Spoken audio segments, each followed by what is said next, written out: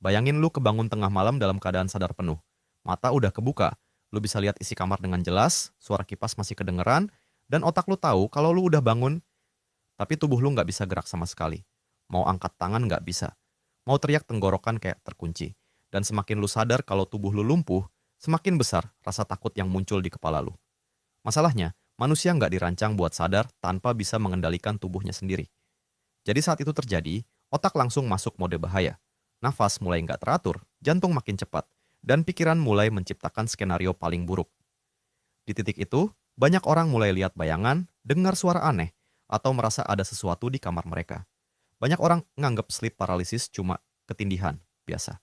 Padahal kondisi ini punya tingkatan. Dari yang cuma bikin panik beberapa detik, sampai yang bikin seseorang takut tidur setiap malam karena mentalnya mulai hancur pelan-pelan. Dan semakin parah tingkatannya, semakin brutal juga cara otak lu menyerang diri lu sendiri. Satu, tubuh mendadak beku. Ini level paling ringan dan paling sering dialami banyak orang. Lu kebangun tiba-tiba, sadar penuh, tapi tubuh masih nggak bisa digerakin. Biasanya cuma berlangsung beberapa detik sampai sekitar 1 menit. Mata bisa melihat sekitar, tapi badan terasa seperti mati sementara. Di tahap ini, halusinasi biasanya belum terlalu muncul.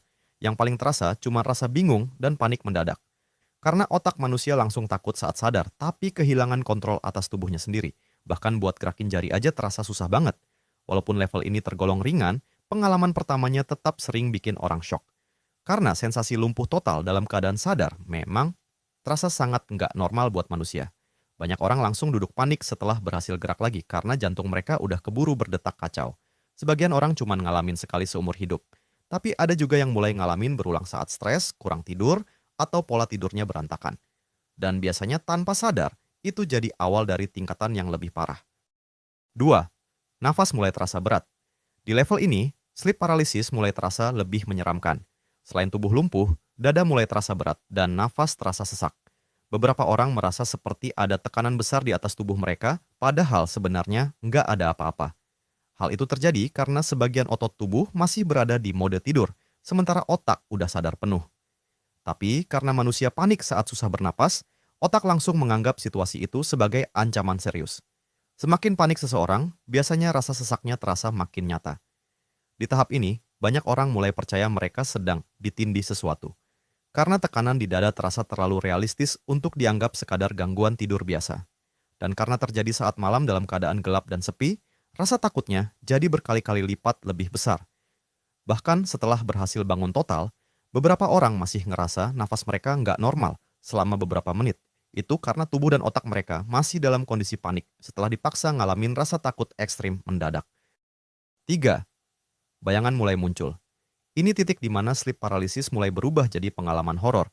Mata lu melihat kamar asli, tapi otak mulai mencampur mimpi dengan realita. Akhirnya muncul bayangan hitam, sosok samar, atau siluet manusia di pojokan ruangan. Yang bikin mengerikan, otak lu percaya itu nyata. Karena dalam kondisi setengah sadar, bagian logika manusia nggak bekerja sekuat biasanya. Ketakutan langsung mengambil alih dan membuat semua halusinasi terasa hidup. Beberapa orang cuma melihat sosok diam, tapi ada juga yang merasa bayangan itu bergerak mendekat perlahan. Semakin orang itu takut, biasanya sosok yang muncul terasa makin jelas dan makin menyeramkan. Dan karena pengalaman itu terasa nyata banget, banyak orang jadi kebawa trauma setelahnya. Bahkan saat lampu kamar mati atau suasana rumah terlalu sepi, otak mereka langsung keinget lagi sama pengalaman itu. 4. Suara aneh mulai terdengar. Kalau sebelumnya cuma visual, di tahap ini otak mulai menciptakan halusinasi suara. Ada yang dengar langkah kaki di kamar. Ada yang dengar pintu seperti dibuka pelan-pelan. Bahkan ada yang merasa ada suara bisikan tepat di dekat telinganya. Padahal kondisi kamar sebenarnya sunyi. Tapi otak manusia yang lagi kacau antara mimpi dan kesadaran bisa menghasilkan suara yang terasa sangat realistis.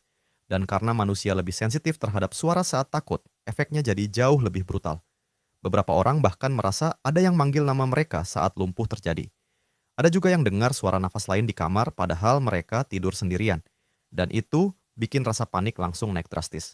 Di tahap ini, banyak orang mulai takut tidur sendirian. Karena rasa takutnya nggak berhenti saat lumpuh aja, tapi juga kebayang terus setelah mereka bangun dan mencoba tidur lagi. 5. Sensasi fisik mulai terasa nyata. Ini level yang lebih parah lagi karena halusinasi mulai terasa secara fisik. Ada yang merasa tubuhnya disentuh. ada yang merasa tangannya ditarik, bahkan ada yang merasa seperti dicekik atau ditindih sesuatu. Yang bikin menyeramkan, sensasi itu terasa nyata banget, padahal tubuh mereka sebenarnya diam di tempat tidur. Tapi otak manusia mampu menciptakan rasa sentuhan saat panik ekstrem terjadi di tengah kondisi setengah mimpi. Beberapa orang merasa kasurnya bergerak sendiri. Ada juga yang merasa seperti ada sesuatu duduk di kaki mereka. Dan karena tubuh masih lumpuh, rasa takutnya jadi jauh lebih besar karena mereka nggak bisa melakukan apa-apa. Karena pengalaman ini terasa menyentuh tubuh secara langsung, banyak orang akhirnya yakin kalau yang mereka alami bukan sekadar gangguan tidur biasa. Padahal, sebenarnya, otak manusia memang bisa menciptakan sensasi horor serial itu saat panik total. 6. Sleep paralysis mulai berulang. Kalau sleep paralysis mulai terjadi berkali-kali, efeknya berubah jadi gangguan mental. Orang mulai takut tidur karena khawatir bakal ngalamin kejadian yang sama lagi. Setiap malam, otaknya udah dipenuhi rasa waspada sebelum tidur dimulai. Akibatnya pola tidur jadi makin rusak. Padahal kurang tidur dan stres justru bikin sleep paralysis makin gampang muncul. Akhirnya terbentuk lingkaran yang susah diputus dan terus memperburuk kondisi seseorang. Tubuh jadi gampang lelah, emosi nggak stabil, dan pikiran mulai dipenuhi kecemasan setiap malam datang. Tempat tidur yang seharusnya jadi tempat istirahat malah berubah jadi tempat paling menakutkan buat dirinya sendiri. Di tahap ini, beberapa orang mulai susah tidur nyenyak. Sedikit suara aja bisa bikin mereka langsung kebangun panik karena otak mereka udah terlalu takut buat masuk ke fase tidur dalam. 7. Ketakutan mulai masuk ke kehidupan nyata. Di tahap ini, efek sleep paralysis nggak berhenti setelah bangun tidur. Ketakutannya mulai terbawa ke kehidupan sehari-hari.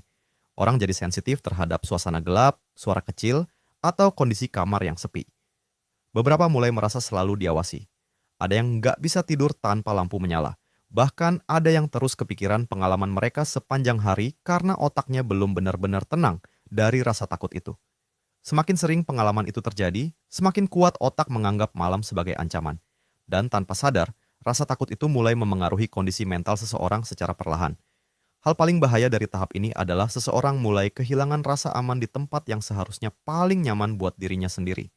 Dan saat rasa aman hilang, otak manusia jadi jauh lebih gampang rusak karena stres terus-menerus. Kenapa otak bisa sebrutal itu? Saat manusia tidur, tubuh sebenarnya memang dibuat lumpuh sementara supaya kita nggak bergerak mengikuti mimpi. Tapi, dalam sleep paralysis, otak keburu sadar sebelum sistem kelumpuhan itu selesai dimatikan. Jadi kesadaran bangun, sementara tubuh masih terkunci. Masalahnya, manusia langsung panik saat sadar tapi nggak bisa bergerak. Dan saat otak panik dalam kondisi setengah mimpi, bagian ketakutan di otak jadi sangat aktif. Akhirnya otak mulai menciptakan bayangan, suara, dan sensasi ancaman untuk menjelaskan rasa takut yang sedang dirasakan tubuh. Karena itulah banyak pengalaman sleep paralysis terasa sangat nyata dan mengerikan. Bukan karena manusia lemah, tapi karena otak manusia memang bisa berubah jadi mesin horor paling brutal saat rasa takut mengambil alih kesadaran.